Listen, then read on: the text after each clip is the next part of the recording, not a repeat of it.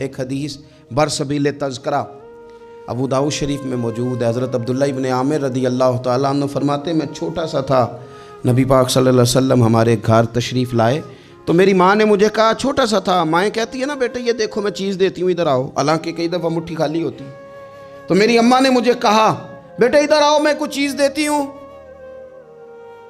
کہتے ہیں جب میری ماں نے یہ کہا تو حضور فرمانے لگے کچھ دینے لگی ہو؟ کہنے لگی ہاں یا رسول اللہ میرے پاس کھجوریں ہیں۔ چھوٹے بچے کے ساتھ ماں بات کر رہی ہے تو حضور فرمانے لگے اگر تمہارے ہاتھ میں کھجوریں ہیں تو پھر تو ٹھیک ہے، اور اگر نہ ہوتی تو تمہارے ذمے ایک جھوٹ لکھ دیا جاتا۔ یہ نہیں تم کہہ سکتے وہ تو بچہ ہی تھا، بچے سے کنایا توریہ بعض اوقات جائز رکھا ہے، کر دیتے ہیں، ہو جاتا ہے، یہاں تک تو ٹھیک ہے، لیکن اس کے ساتھ جھوٹ بول دینا کہ میں فلاں چیز میرے پاس ہے دینے لگا ہوں، یہ درست نہیں ہے۔ بھائی خدا را سچ کا مزاج اگر گھروں میں آئے نا، سچ کا مزاج، تو پھر بیٹے عبد القادر جیلانی غوث پاک جیسے بنا کرتے ہیں۔ اگر مزاج سچ والا آئے تو وہ طالب علم بن کے بھی کبھی جائیں تو کئی چوروں کی توبہ کرا کے مدرسے داخل ہوا کرتے۔ شرط یہ ہے کہ سچ کا مزاج اپنے گھر میں۔ دوسری بات یہ کہ حضرت فاطمہ الزہرا نے نا فطرتی زندگی جی کے ہمیں دکھائی۔ وہ گھر کے اندر جھاڑو دیتی تھیں، آٹا گوندتی تھیں، روٹیاں پکاتی تھیں، چکی پیستی تھیں، سنو میں کیا کہہ رہا ہوں، لیپا پوتی کرتی تھیں، بچوں کی سارے کام اپنے ہاتھوں سے کرتی تھیں، شوہر کی خدمت کرتی تھیں، اور پھر ساری رات مصلے پہ بھی بیٹھتی تھیں۔ سارے کام سیدہ فاطمہ، حضرت اسماء بنت ابی بکر صدیق، حضرت صدیق اکبر کی بیٹی ہیں، امیر باپ کی بیٹی ہیں، لیکن حضرت زبیر بن عوام حضور کی پھوپھی کے بیٹے کے ساتھ نکاح ہوا تو کہتی ہیں ان کے گھر میں کوئی خادم نہیں تھا، میں سارے کام کرتی تھی، میں ان کے گھر کے کام بھی کرتی تھی، میں کنویں سے پانی بھر کے بھی لاتی تھی۔ حضرت یہ آپ کو بخاری میں حدیث ملے گی، حضرت اسماء بنت ابی بکر صدیق فرماتی ہیں کہ انہوں نے اونٹ رکھا ہوا تھا اور ملازم کوئی نہیں تھا، خادم اور غلام کوئی نہیں تھا، تو میں ان کے اونٹ کو چارہ بھی ڈالتی تھی، میں سارے کام کرتی تھی۔ بیٹی گھر کے کام کرنے سے بھی کبھی کمزور ہوتی ہے۔ آج کل وہ لبرل ہے نا موم بتی مافیا، وہ پوچھتا ہے جی کہاں لکھا ہے بی بی گھر کے کام کرے، گھر کس کا ہے؟ ویسے تو وہ کہہ رہی ہے میں کسی کی مداخلت بھی پسند نہیں کرتی، میرے گھر میں آ کے نند بات نہ کرے، تب تو وہ کہہ رہی ہے کہ میرے گھر میں مداخلت بھی کوئی نہ کرے، اور جب کام کرنے کی باری آئی ہے تو کہتے ہیں کس حدیث میں لکھا ہے؟ بالکل نہیں کسی حدیث میں لکھا، اس میں کوئی شک نہیں، لیکن یہ ضرور لکھا ہے کہ مدینے والے کی صاحبزادی اپنے گھر کے کام کرتی تھی۔ یہ ضرور لکھا ہے کہ صدیق اکبر کی وہ صاحبزادی کہ جن کو نبی پاک صلی اللہ علیہ وسلم کی غار ثور میں روٹی پہنچانے کا شرف حاصل ہے، وہ گھر کے سارے کام کرتی تھی، اپنے خامند کے جانوروں کی بھی خدمت کرتی تھی، یہ ضرور لکھا ہے، یہ سیرت اپنائیں۔ پھر حضرت فاطمہ رضی اللہ تعالیٰ عنہ نے نا 3 سال قید بھی کاٹی ہے شیب ابی طالب میں حضور کے ساتھ، پتے کھا کے بھی گزارا کیا۔ احد میں جنگ عروج پہ تھی تو حضور ساتھ لے کے گئے تھے حضرت فاطمہ کو، سیدہ مشکیزے میں پانی بھر بھر کے زخمیوں کو پلاتی تھی، دعائیں دیتی تھی۔ بڑا عجیب منظر ہوا، مولا مرتضیٰ شیر خدا کرم اللہ تعالی وجہہ الکریم ارشاد فرماتے ہیں کہ عجیب ہم نے منظر دیکھا کہ حضور کا وجود لہو لہان ہو گیا، تو میں نے دیکھا کہ سیدہ فاطمہ دوڑتی آ رہی، مجھے لگا کہ یہ کمزور ہوں گی، لیکن حضرت فاطمہ نے کیا کیا، میں پانی بہاتا تھا اور سیدہ حضور کے زخم دھوتی تھی۔ پھر اس دور میں طریقہ تھا کہ کوئی کپڑا گرم کر کے زخم کے اندر جلا کے دیا جاتا تھا، کہتے ہیں یہ بڑا مشکل کام تھا، پر میں نے سیدہ فاطمہ کا حوصلہ دیکھا، وہ جو حضور نے انہیں دیا تھا، جو نبی پاک نے تربیت کی تھی، انہوں نے خود کپڑا جلایا اور حضور کے زخم میں جب وہ دے رہی تھیں تو حضور تھوڑی تکلیف محسوس کرنے لگے تو ان کی آنکھوں میں آنسو آئے۔ انہوں نے وہ ساری آزمائشیں، وہ سارے رنگ، وہ سارا کچھ حضور کے ساتھ دیکھا، غربتیں بھی حضور کے ساتھ کاٹیں۔ میں کیسے کہوں کہ آج کل ہمارا لاڈ صرف اتنا ہے کہ جی جو بچے مانگتے ہیں میں لا کے دیتا ہوں، یہ کوئی کمال ہے؟ یہ کوئی کمال ہے؟ یہ تو آپ نے الجھا دیا انہیں، آپ نے ان کو بگاڑنے میں اور محنت سے انہیں دور کرنے کے لیے آپ نے ظلم کیا ان کے ساتھ۔ جو مانگتے ہیں لا کے، یہ کوئی کام ہے کرنے والا کام تو یہ تھا کہ بچوں کو کچھ نہ ملے تو انہیں صبر کرنا بھی آئے، انہیں کچھ نہ ملے تو انہیں اپنی زبان شکوے سے روکنی بھی آئے۔ حوصلہ اگر آپ دیکھیں نا، حضور فرماتے ہیں کسی باپ کا اپنی اولاد کے لیے سب سے اچھا تحفہ پتہ کیا ہے؟ یا رسول اللہ کیا ہے؟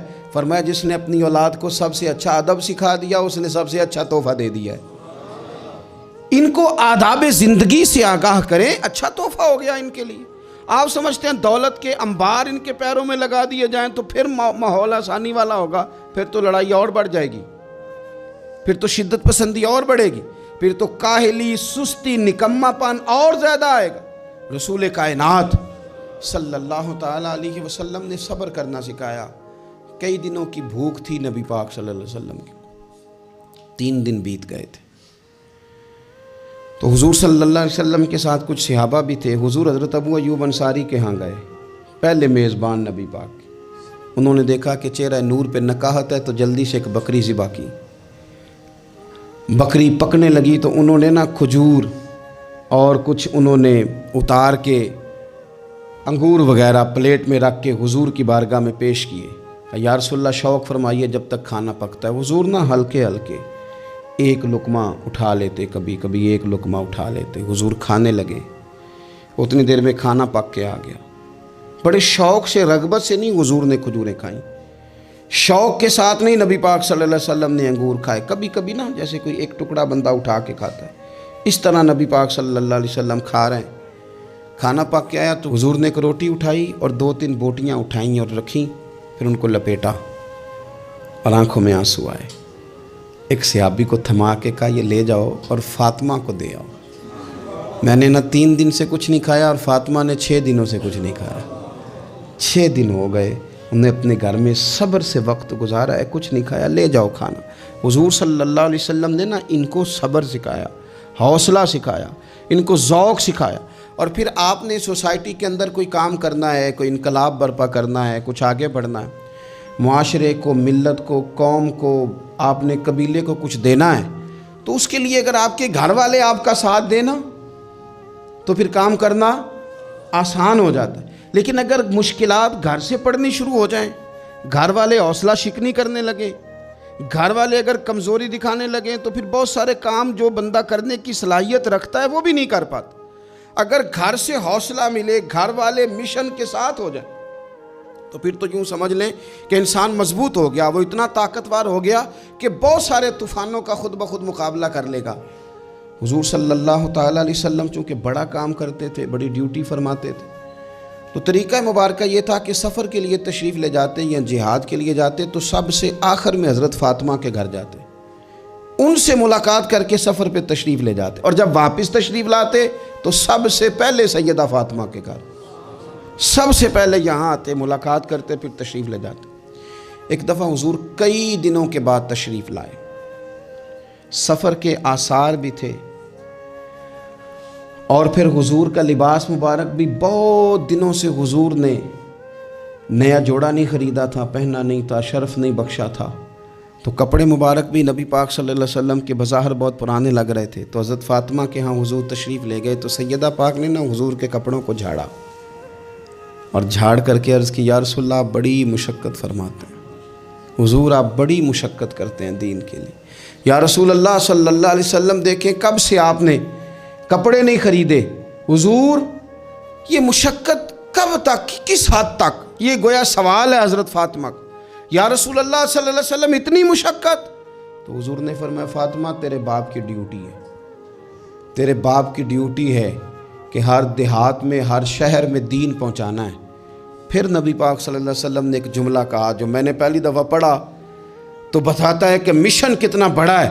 نبی پاک صلی اللہ علیہ وسلم نے فرمایا فاطمہ جہاں تک رات پہنچتی ہے وہاں تک ہم نے اللہ کا دین بھی پہنچانا ہے۔ جہاں تک رات آتی ہے جہاں جہاں رات پہنچتی ہے وہاں تک رسول کریم کا دین بھی پہنچے گا۔ حضور صلی اللہ تعالیٰ علیہ وسلم نے یہ انداز حضرت فاطمہ کو سکھایا کہ جہاں جہاں رات پہنچتی وہاں وہاں دین بھی پہنچے گا، وہاں وہاں یہ دین پہنچ کر کے رہے گا۔ اب آپ اندازہ فرمائیے اتنا بڑا مشن تھا، اور اس میں سیدہ فاطمہ الزہرا رضی اللہ تعالیٰ عنہ ساتھ حضور کے وقت گزارتی ہیں، ساتھ رہتی، بہت زیادہ آسودگی والی زندگی نہیں، لیکن اس کے باوجود بہت زیادہ پردے کا اہتمام۔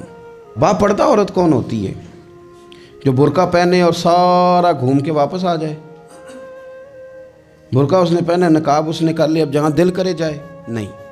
یہ بھی باپردہ ہے، اس پر بھی کوئی الزام نہیں، لیکن جو اصل باپردہ عورت ہے وہ کون ہے؟ جو گھر سے صرف ضرورت کے لیے نکلے، صرف مجبوری کے لیے گھر سے باہر جائے، ورنہ اپنے گھر سے وہ عورت باپردہ ہے۔ ایک دن نبی پاک صلی اللہ تعالیٰ علیہ وسلم نے صحابہ سے پوچھا نا، بتاؤ مجھے دنیا میں سب سے بہترین عورت کون ہوتی ہے؟ لوگوں کا اپنا اپنا رویہ ہوتا ہے، کچھ کا خیال تھا کہ جو قرآن پاک کی حافظہ ہو، کچھ کا خیال تھا عالمہ فاضلہ ہو، کچھ کا خیال تھا کہ بچوں کی تربیت ٹھیک کرنے والی ہو، دین جس نے بچوں کو سکھایا وہ بہتر ہے۔ سب اپنے اپنے انداز میں بات کرتے ہیں، لیکن حضور نے فرمایا تم نے میری مراد کو پہنچے۔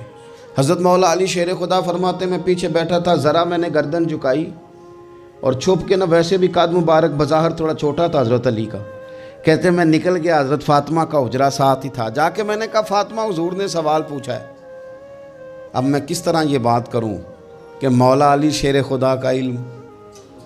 حضور نے فرمایا کہ میں علم کا شہر ہوں تو علی دروازے ہیں، تو اگر حضرت علی بھی کسی سے مسئلہ پوچھنے جائیں تو پھر بتاؤ نا کہ سیدہ فاطمہ کا علم کتنا شاندار ہوگا، ان کے علم کا کیا مرتبہ اور مقام ہے کہ حضرت فاطمہ سے پوچھا جا کے، کہا فاطمہ آج نہ حضور نے سوال پوچھا ہے تو سب صحابہ محو حیرت ہیں۔ حضور نے پوچھا بہترین عورت کون ہوتی ہے؟ تو کسی نے کچھ بتایا، کسی نے کچھ بتایا، بات بن نہیں رہی، آپ ذرا جلدی سے بتائیں۔ تو حضرت فاطمہ کہنے لگی علی بہترین عورت پتہ کون ہوتی ہے؟ یہ آپ نے غور کرنا لفظوں پہ، کہا بہترین عورت وہ ہوتی ہے جسے نہ کبھی غیر مرد نے دیکھا ہو اور نہ کبھی اس نے غیر مرد دیکھا ہو، وہ سب سے بہترین عورت ہے۔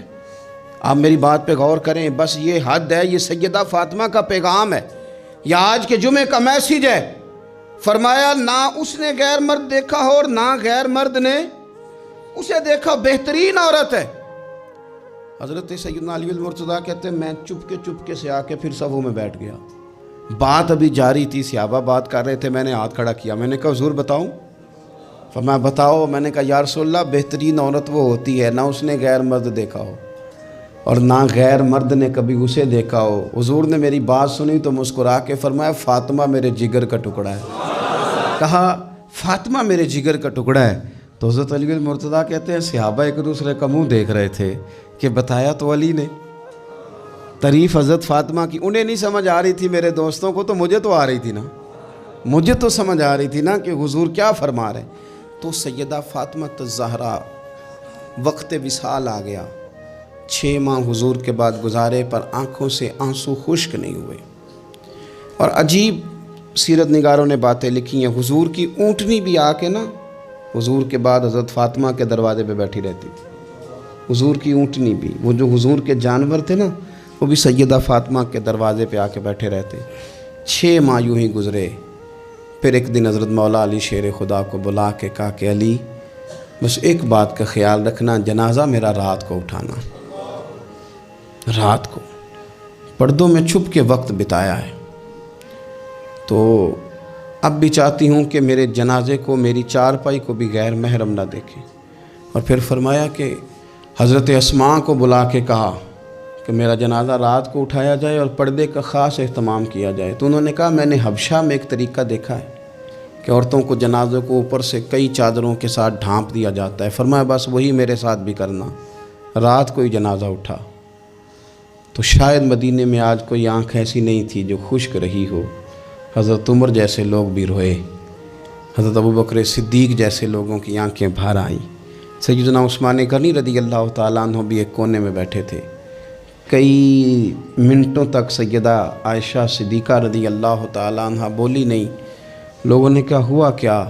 فرمانے لگی آج حضور کی تصویر کی رخصتی کی باری آئی ہے، آج تصویر حضور کی جا رہی ہیں۔ رات کو جنازہ سیدہ فاطمہ نے وصیت کی جاتے ہوئے بھی غیر محرم کی نظر نہ پڑے۔ امام سیوطی نے حدیث لکھی ہے، میرے نبی پاک نے فرمایا دن ہوگا قیامت کا، اللہ فرشتوں سے فرمائیں گے نظریں جھکا لو۔ اہل محشر سے کہا جائے گا ذرا اپنی نظریں جھکا۔ یہ اہل محشر کون ہوں گے؟ ولی، غوث، کتب، صلحاء، اتقیاء، علماء۔ اپنی گردنیں جھکاؤ، نظریں جھکاؤ، کیا ہونے لگا ہے؟ کہا محمد کی بیٹی فاطمہ کی سواری گزرنے لگی ہے۔ یہ موقع حیا کا ہے۔ سیدہ فاطمہ کی سواری گزرنے لگی ہے، یہاں چونکہ انہوں نے پردوں میں وقت گزارا ہے تو صبح قیامت بھی پردوں کے اندر وہ جائیں گی۔ میرے اعلیٰ حضرت فرماتے ہیں سیدہ زاہدہ طیبہ طاہرہ، اور فرماتے ہیں جان احمد کی راحت پہ لاکھوں سلام۔ جان احمد کی راحت پہ، حضور کی جان کی راحت ہیں سیدہ فاطمہ، جان احمد کی راحت۔ اور پھر فرماتے ہیں آب تطہیر سے جس میں پودے جمے، اس ریاض نجابت پہ لاکھوں سلام۔ وہ تو پاکیزگی کا باب ہے۔ ایک تو یہ کہ خوب عقیدت کا اظہار کریں، دوسرا یہ کہ اپنے بچوں کو حوصلہ مند بنائیں، تیسرا یہ کہ سچ کی عادت ڈالیں، چوتھا یہ کہ صبر کا ان کو سبق دیں، پانچواں یہ کہ پردے کی خاص نصیحت فرمائیں، اور اپنے گھروں کے اندر آپ پیار والا ماحول بنائیں، بچوں کے ساتھ احترام والا رشتہ بنائیں۔ حضور سیدہ کے آنے پہ کھڑے ہوتے تھے، اس طرح کا ماحول بنائیں کہ جس سے اپنائیت بڑھے۔ اللہ کے حضور دعا ہے اللہ تعالیٰ ان کے صدقے ہماری اولادوں پہ فضل فرمائے۔